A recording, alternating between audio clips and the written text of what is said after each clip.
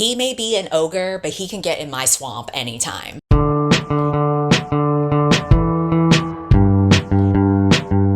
Now that we're getting to the end of the year, I've decided to do my annual tradition of tier ranking every love interest from every book that I read in 2025 so far. Keep in mind, this doesn't have to be just love interest from romance books. It is a very broad category. This is basically any book that I read where the main character had a love interest. It doesn't matter the genre. Actually, it's even better to play it with books outside of the romance genre, just to keep things interesting. So I have collected all the books that had love interests and put them together in this tier ranking that I will show you on the screen. The top category is put a ring on me. That means that I would be willing to marry this character, or at least be in a serious relationship with them, which probably means that other than them being hot, they also have a good personality, or they are financially stable, or just, you know, other contenders that make them a formidable love interest better than just a hookup. Which brings me to the category underneath, which is put your D in me. This is for people who I could be attracted enough to hook up with regularly, but I don't know yet if they are long-term relationship material. I could be open to it though, but we just have to see what happens. And then the middle category is give me some drinks first. This is for characters who I might need a little bit more persuasion to be under the influence for me to get to that point with them. Or maybe I just have to be desperate and lonely enough to get to that point. I just know that I have hooked up with worse people, so that's why I'm not necessarily canceling them out. The fourth category is let's just be friends. Basically, I don't have any attraction to this particular character, but maybe I think they're really chill and we could just be platonic, you know? And then the last category is restraining order. This is someone who I would not hook up with or even be friends with. They better stay the hell away from me. Putting certain books in either of these categories is not an indicator of whether the book is good or not. Sometimes I can read an amazing book and the love interest just would not be compatible for me, and vice versa. If there's any correlation with the book being ass and me not wanting to give ass, that is simply a coincidence, okay? So I have 22 books with age-appropriate love interests that are gathered here today, and to prepare for tier ranking these love interests, I have even shaved for this video. That's right, ladies and gentlemen, I am all smooth and fresh thanks to Henson Shaving, which is the sponsor of today's video. Before this, I always used the cheap drugstore 5-blade razors because I'm like, it works fine. It gets the job done, that's it. But now I'm like, you know what? I've been more intentional with the rest of my skincare. Why am I not doing the same thing with my razor? So that's why I have started using Henson, because they are clinically proven to reduce irritation and it is so much gentler on my skin. I've had better results from this razor because it's better designed with a built-in 30-degree angle and blade support. I literally barely just touch my skin and it's just a smooth finish every time. So if you want to try it out with me, you can get 100 free blades, which is 2 years worth, with the purchase of a Henson razor and my code listed in the description below. So thank you to Henson Shaving for sponsoring, and now let's see who I am shaving myself all nice for and who I will gladly be making sure I have a full bush for them to cut through the forest if they dare. So I've listed these books out in chronological order, and we are gonna start with PenPal. This is a random book that I picked up because I saw it at the store and it was under like popular book talk books, and I was like, sure, I'll see what the book talk girlies are, you know, twisting their panties over. Unfortunately, my panties were not twisted. The love interest for this book is a handyman, literally. Like, this is not some kind of innuendo. She's been dealing with electrical issues and she just needs some help around the house, especially since her husband has recently passed away. Despite her grief over her husband, she can't help but be attracted by this roofer whose name is Aiden, and he's supposed to be like a quiet, big alpha type guy. If you look at the cover for this book, it is pretty much like every generic male model that you see on the covers of these types of books, which I personally have never been attracted to because that kind of look is a little bit too generic for my taste. However, again, I want to be realistic and transparent with you guys, okay? I'm not evaluating based on plot. I'm evaluating based on the character and whether I would be desperate enough to hook up with him. And I feel like maybe if I had some drinks in me, I would consider it. I don't think if he just showed up at my door, that's not something that I would consider hooking up with. But hey, maybe if we had a few drinks or we were at a party and I got more comfortable with him and he was just nice to me, I know. I'm revealing more about myself than these books, really. I think that could be enough. The next book is House of Hunger, and I would say the relationship in this one is toxic vampire Yuri. And while I do love and support lesbians, friends. Unfortunately, I cannot ride with the toxic part. I'm sorry, I am a weak vanilla bitch. I just want my love interest to be nice to me, and that's it. The main character in this book gets chosen to be a blood maid for someone who's kind of like her love interest. Basically, she is a countess who presides over this court and is loved and feared by everyone, and she takes a special interest in the main character, but she has a whole bunch of other blood maids as well, and they're all just like women who are like both horny and scared for her. And so it's basically like a big lesbian orgy kind of. She plays like these mind games where she clearly has favorites, and you want so bad to be her favorite, but then once you're not her favorite anymore, she's gonna ignore you. And it's just like a toxic kind of dynamic, and I don't play those games. I think I would be more scared of her than attracted to her. I'm gonna put her in restraining order. I don't want to cross your paths because I don't want you chewing on my neck like that. The next book is from the same author, but a totally different story. This is like a dark academia book where the main character goes to a school of magic. The attraction that she feels in this book is to her charismatic advisor. He's there to help guide her around the school and help her learn how to master her powers. He also has a mysterious, tragic, and violent past that he is purposely cryptic about. So this is a guy that I would not typically go for either. I think when someone is in like a mentor position or some kind of authority position, I'm just not into it, because I just know if I were in the main girl's shoes, I would definitely be way more stressed about how to use these powers and not being like the most incompetent girl at the school. So I feel like I wouldn't even consider him to be an option. However, again, maybe if I had some drinks in me, maybe if we were in a social setting, maybe if I loosened up a little bit, and if he was just like nice to me, like if he gave me special treatment, I was like, then I might consider hooking up with him. But I think for the most part, I would be kind of like annoyed by how cryptic he is. Like if you just keep on hinting that you have a dark, tragic past, but you're not even gonna share it to me, I don't play those games. I'm too impatient for that shit. I'm just like, okay, whatever.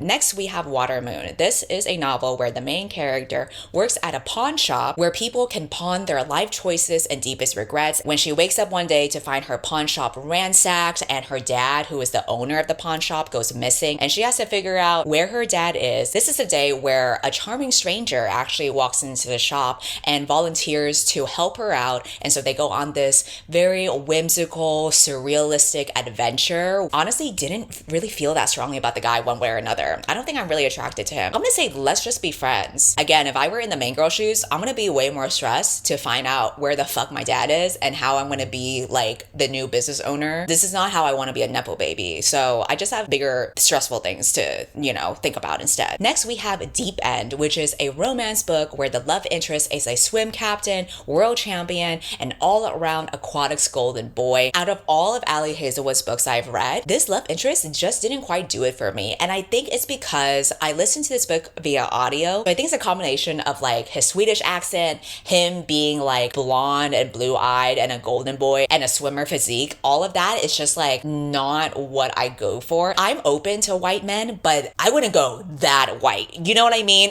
I'm not trying to be Midsummer up in here. I think personality-wise, he was also a little too stoic for my liking. What I like about Ali Hazelwood's love interest is that they are very down bad for the main girl. Like they wear that shit on their sleeve. Even when they try to hide it, you can tell it's so obvious. And I think this guy was just a little bit too stoic and not obvious enough. And so for that reason, I think I'm gonna go with like, give me some drinks first. Maybe if we were at a party, I could see it happening, but he isn't normally the type of guy that I would go for. And now finally, we get to a guy that I would 100% want to be in a long-term relationship forever with. And that is A Sign of Affection, because my man eats to me pretty much the hottest guy that could ever exist in manga and anime world. Basically, the main character is a deaf girl who meets and falls in love with this guy, Itsumi, who is a world traveler and knows multiple languages. But then when he finds out that she is deaf and can only speak in sign language, he is so intrigued by this new form of communication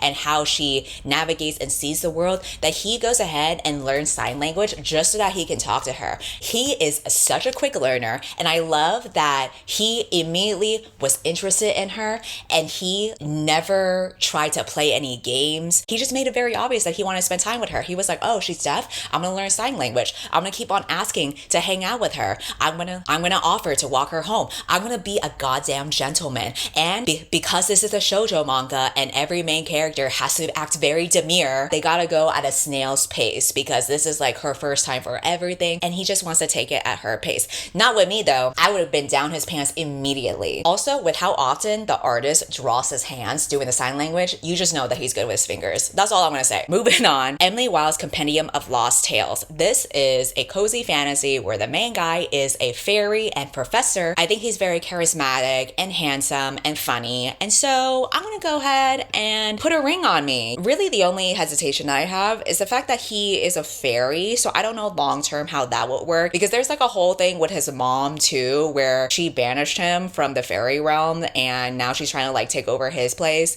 and she's low-key evil, and I would rather not have to deal with in-laws like that. But I think if he were interested in me and he proposed to me, I'd be like, fuck it, why not? I don't want to throw away that kind of opportunity. Next, we have The Launch Date. This is a romance book where the love interest is a notorious socialite playboy and the main character's biggest work rival. I don't mind rivals to lovers in books. I just know for me in real life, I couldn't be with my rival because I'm not a competitive person at all. So I think if someone were to see me as a rival, I would just be so turned off by that and want nothing to do with them. Because that's how I am with any person who feels competitive against me. I want nothing to do with you or this game that we're playing. But I also did like him in the book, and I think that he turned out to be very sweet and caring for the main girl. But I think it would have taken a while for me to really get to that point of seeing that. So I'm gonna say give me some drinks first. If you have a reputation for being a playboy, I'm going to interpret that very cynically and see that you are bad news. And I would only be open to it being a regular hookup or like a serious relationship if he later on were to show that he was down bad for me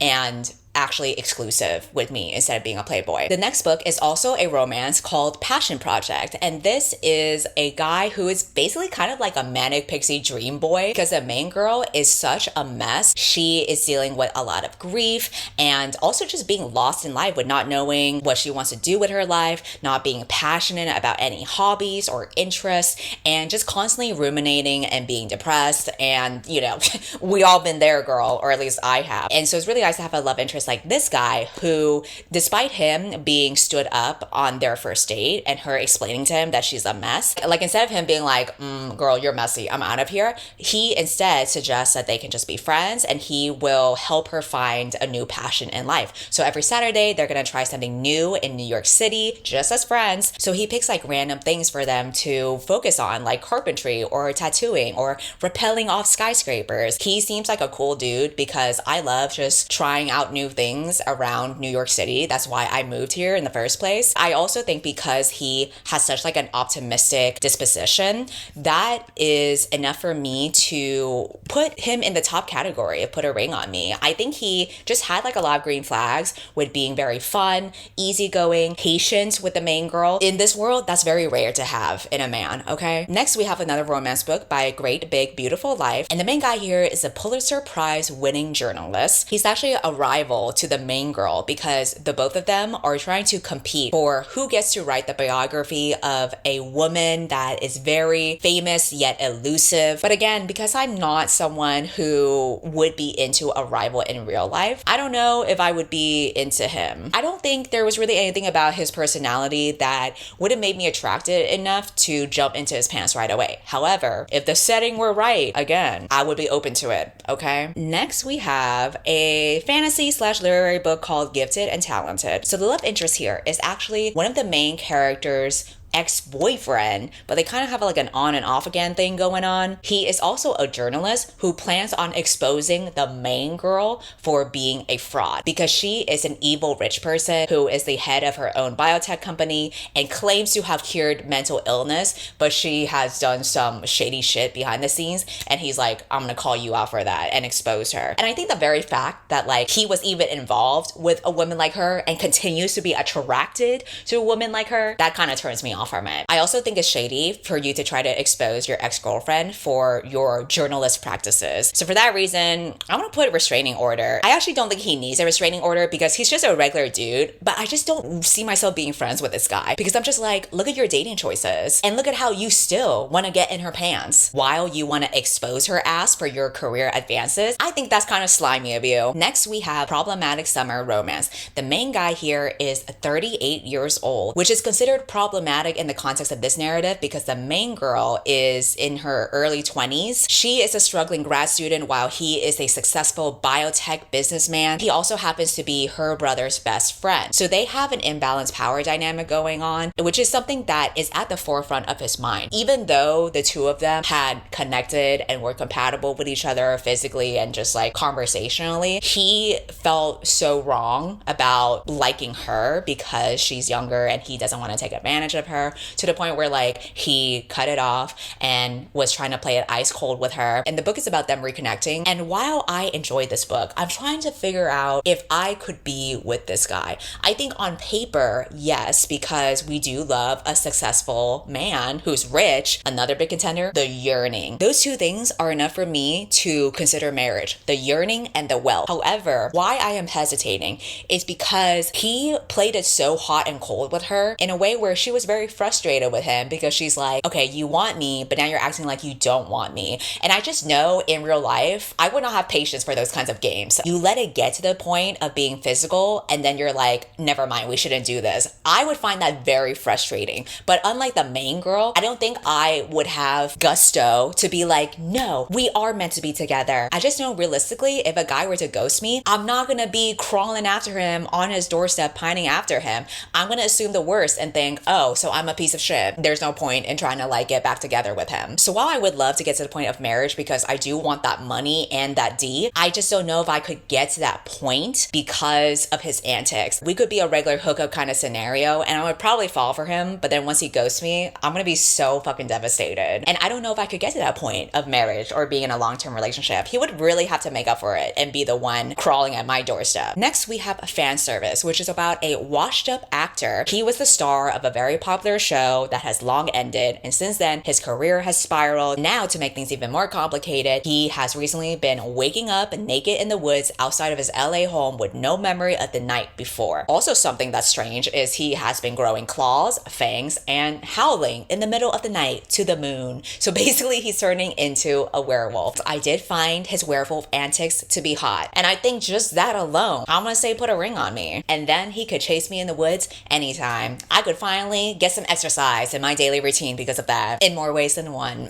The next book that we have is Moonblooded Breeding Clinic. The guy in this book is a photographer, a traveler, and a werewolf. He sees a flyer for the Moonblooded Breeding Clinic, which is basically a service where humans can help trigger a heat and breed with a werewolf in a controlled setting right before the full moon. And this is kind of like a substitute to IVF. He volunteers to be that and he gets chosen by one of the clinic patients who is the main girl in this book. So the thing is, I don't mind reading about breeding in fiction, but in real life, do not fucking breed me, ever. In this economy, absolutely not. And so while I would be attracted to him, I don't know yet if I would be into marrying him. I just fear pregnancy so much that I don't even want to like test my chances, you know? So I'm gonna say, put your D in me, but with protection. You better not breed me. I would be open to marriage if we hit things off outside the bedroom too. I love to travel. I think it would be cool to date a photographer and have a lot of really nice pictures of you and your travels. But the breeding part, that's what's really throwing me off. We wouldn't need to have a conversation to make sure we are okay with not having children. I don't know if this is taboo in like ABO world because I don't go here, but is it taboo for him to get like a snip? Does that like defeat the purpose of his kind? I am sure someone who is more deeply entrenched in the lore can tell me more in the comments. The next book is When the Tides Held the Moon,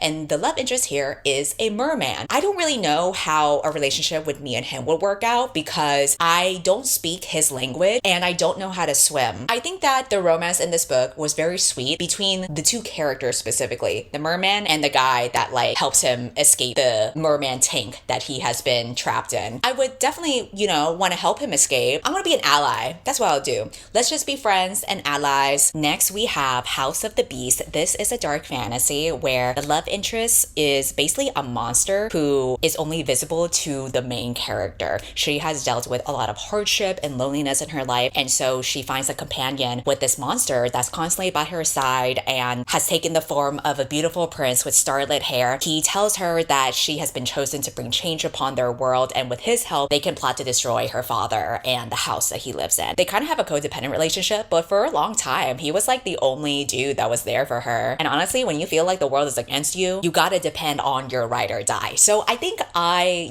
would be intrigued by him, but I don't see a long-term relationship with him. And I don't even know if I would like be regularly hooking up with him, because like no matter how hot and validating he is, I do feel like I have some discernment to know that if somebody is whispering in my ear that I should be killing a bunch of people, I think I would be like, I don't know, man. I don't think I got that killer blood in me, So I'm gonna put him in the middle category just because I think that I could probably hook up with him like once. I don't think it would be a regular occurrence just because I wouldn't like feeling pressured by someone to destroy the world. That would just harsh my buzz a little bit. I don't like being with someone who pressures me into that kind of stuff. The next book is You Weren't Meant to Be Human, which is not a romantic book by any means, because this is a post-apocalyptic story. They're just fuck buddies and that's it. They both have pledged loyalty to the Hive, which is basically like a very twisted, fucked up cult where your leader is not even human. They're just like a festering mass of like sentient worms. And the guy that the main character hooks up with is this ex-Marine brutal killer. Honestly, the only reason why the main character keeps on hooking up with this guy is because he hates himself. He hates himself so much that he is willing to hook up with a guy that treats him like crap and has rough sex with him with very dubious consent. If someone's being mean to me, also if they're being rough with me, ouch. I don't want that, okay? Don't be rough with me. I'm too vanilla for that shit. I cannot go for someone who is rough and violent and doesn't give a shit whether I live or die. No matter how badly I feel about myself, I don't think I could get to that point of self-destruction. For that reason, I am gonna put him under restraining order. Out of everyone on this list, I think this guy should be nuked upon sight. Like, he is worse than a Colleen Hoover love interest, and that's saying something. On the flip side, we got a gentle giant within the book called Knowing the Ogre's Heart. I literally picked up this book because I was at my girlfriend's Shrek-themed birthday party, and she received this book as a gift. As I was stoned and staring at this book cover, I was like, damn, why he kind of looking at her like that?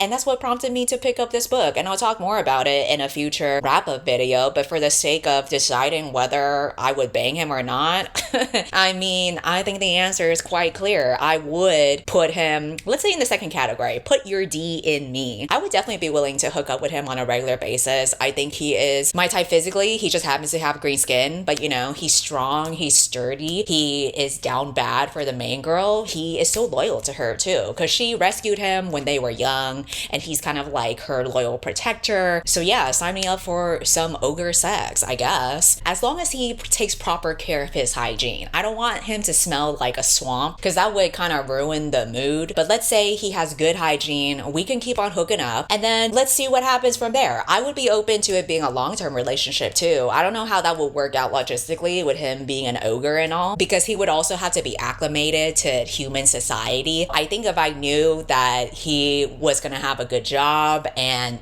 is financially stable and he's gonna be like a good long-term partner, I would be open to that. For now, let's start off simple with being fuck buddies. He may be an ogre, but he can get in my swamp anytime, as long as he doesn't smell like a swamp. That's where I draw the line. I can smell swampy, but he can't smell swampy. And the good thing is, because he is an ogre, I feel like he would not be turned off by my swamp. If anything, it's probably a delicacy for him. And yeah, I know that is a double standard for me to not want him to smell like swamp, but it's okay for me to smell like it. I think that's fine. I don't think he would care that there was a double standard, because he doesn't abide by human standards like that. He's just so down bad to get in that human cooch in the first place. And that's where I see we would be compatible there. And now, before you judge me for having an ogre in my swamp, let's remember that the next book that I have is Leila by Colleen Hoover. I just did an hour-long video that went into detail about the horrible things that the main character has done in this book. He and his girlfriend Leila have been through a tragedy that has left her,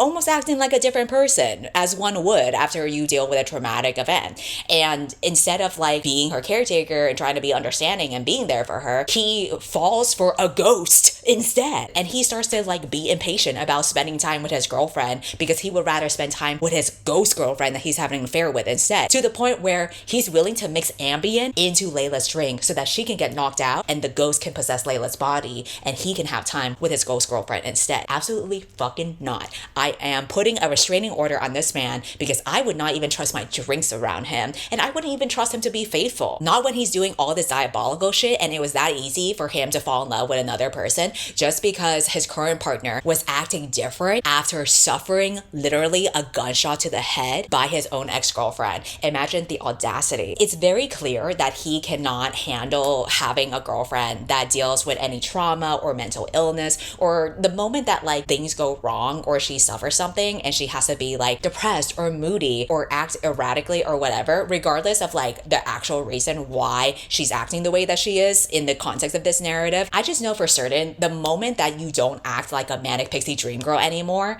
and you don't act bubbly or quirky in the same way that you were the first time that you guys met, he's not gonna care about you at all. The next book we have is The Maiden and Her Monster. This is a fantasy story where the love interest is actually a golem. Yes, we are getting really creative here in the monster fucker category. And not only are they a golem, they are a sexy lady golem. This golem lady is very angsty because she's been disgraced from society. People see her as a monster and she's like, fuck it, go ahead and let them think whatever they want to think. Due to her being a sapphic, I think the nature of being a yearner is within her, but not enough for my personal liking. I think that if I met her in real life, I would see that she is an attractive woman slash golem, but I think because she acts so stoic and angsty on the outside, it would take a little longer for me to get to the point of like wanting to go down her pants. I like it when people are very openly simpy for me. So if you are holding your cards close to your chest, if you're being angsty and brooding out in your corner by your lonesome, that's not gonna hook me in. However, let's say I go on a quest with this golem in the same way that the main character did. I could see myself opening up to her in more ways than one. So I'm gonna say give me some drinks first. Maybe we loosen up a little by the bonfire as we camp out, and I would certainly be open to it being regular hookups and maybe even a long-term relationship. But I think given her personality and how hard it is to kind of like break her outer shell, literally, because some parts of her are made of stone, I think it would take a while for me to get there. So we're starting off with the middle category there. The second to last book that I read with a love interest is A Make Room for Love. This is a sapphic romance book where the love interest is a tall, butch Asian woman who originally meets the main character when she protects her from her ex-boyfriend at the club. So she already got a protective side to her. She also works as an electrician, so she's good with her hands and she can help me around my apartment. And also throughout the book, she was cooking meals for the main character. And as someone who fucking hates to cook and also is very lazy with like putting things up around my apartment, she would definitely 100% be a good contender for a long-term relationship. Like, she checks all my boxes for being like a protector, her love language being acts of service. If you can cook for me and do tasks for me, I would love that so much. The only thing that makes me hesitate is in the third act conflict. I feel like she was acting out of pocket. That gave me a little bit of an ick. There was like a point where the main character came home late, her phone died, so she wasn't like replying quickly, and the love interest was kind of like giving her shit for that. And I found that to be such a turnoff because it's like, I don't need to be updating you 24/7 about where I'm at. It's not that she was possessive. She just has like her own issues going on that she was just projecting onto the main girl, but it still gave me the ick. I guess despite that, if you know me in real life, you know that I really hate cooking. And I really value acts of service. So I do think despite that, I will still put her in the top category of putting a ring on me, but you better put that ring on me after we've been dating for a long time. I need to like weather the storm first and see how we behave when we deal with conflicts together. It's one thing if you give me shit if I come home late and I didn't update you, but if you're gonna do that every single fucking time, then we have a problem. So I'm gonna say for now, because I need somebody to help me do shit for me, I'm gonna put you under long-term relationship. It's gonna be a long engagement though, until I know that you can act on good behavior. And then the last book is Pretty Monster. This is actually one that I'm currently reading right now, but I don't even need to finish this book to tell you. I'm putting it under restraining order because I would not touch a single man in this book with a 10-foot pole. Every guy in this book is a weirdo, a stalker, and a possessive creep. This is basically a dark romance book about a guy that is a stalker, and the main girl girl, despite her obviously being in danger and her apartment being constantly broken in as he violates her privacy and makes a copy of her phone and her key. There is literally a scene that I read the other day where he breaks into an apartment and he licks her coochie, and she just takes it because, given the nature of these kinds of dark romance books, it's something that the main character does like. I'm not gonna yuck people's yum because this is like a safe fictional setting. I just can't go for this shit. It's just too goofy for me, because what do you mean? Like, I'm trying to get my sleep and my 8 hours in, and now you're breaking into my apartment just to get a lick of the cooch. That's gonna disturb my sleep cycle, and I don't appreciate my apartment getting broken into. And I guess I'm just not into stalkers. That's not like a kink of mine. And aside from breaking into your home and the coochie licking, like, the guy is just such a weirdo. It's established since page 1 of the book, he doesn't stalk just her specifically. He has been a stalker for other women before. It is exclusively women. He always stalks them and then murders them so that he won't get in trouble for his shenanigans. And he literally gets off on stalking people and murdering them. Not only are you being a fucking creep and a weirdo, but there's like a gendered element to it. You like being violent against women, and you're not unpacking why that is. The point is, I'm gonna put a restraining order on him, as I wish the main girl would, but she obviously is not, because she is really into it. It's so weird because literally, like, he kills other men that she considered to be her friend, and she grieves over them. But then even when she realizes that her stalker is the same guy that has killed those men, she is still getting turned on by the prospect of him breaking into her home. So I'm like, damn, did you really give a shit about your friends then that got killed? Not that they were any better either, because all the men in this book suck. Still, I'm just saying. All right, so that concludes my tier ranking for the love interests that I have read in the year of 2025. In conclusion, monster men are much better than stalker men. I would love to hear if you agree or disagree with some of my choices and where you would personally put your rankings for some of these love interests. If you also happen to have read any books where the love interest stood out to you that I haven't read, let me know. Otherwise, I will see you next time for my next video. The next one will be about my submissions process for my book, where I talk about how I got my book deal and how I met my editor, and I will be sure to talk about some of these books in my future wrap-up videos as well. Enjoy your holidays coming up soon, and remember to please keep your doors locked, because we can't have these weirdos out here breaking it to lick our coochie, unless you're into that. But even then, just be safe, you know? Practice some discernment here. All right, I will see you next time. Goodbye.